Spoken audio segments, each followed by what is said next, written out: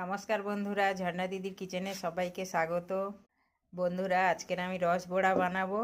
তার জন্য বিউলির ডাল 4-5 ঘন্টা ভিজিয়ে রেখেছিলাম। 1 বাটি ডাল পিষে রেখেছি, অল্প লবণ দিয়ে ভালো করে ফেটে রেখেছি। বড়াগুলো বানাবো। কড়াইতে সাদা তেল বসিয়ে দিয়েছি, রস বড়ার বড়াগুলো ভেজে নেব।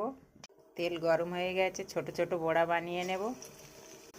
বন্ধুরা দেখো, বড়াগুলো কত সুন্দর ফুলেছে, খুব সুন্দর হয়েছে বড়াগুলো ভাজা হয়ে গেছে, তুলে নেব।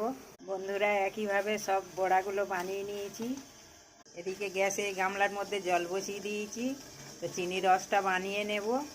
জল ফুটছে, এক বাটি চিনি দিয়ে দিলাম। চিনি রসের মধ্যে 3টে এলাচ থেতো করে দিয়ে দিলাম, 1 চিমটে কেশর দিয়ে দিলাম। বড়াগুলো এখন রসের মধ্যে দিয়ে দেব। বন্ধুরা দেখো, আমার রস বড়া একদম রেডি। কত সুন্দর রস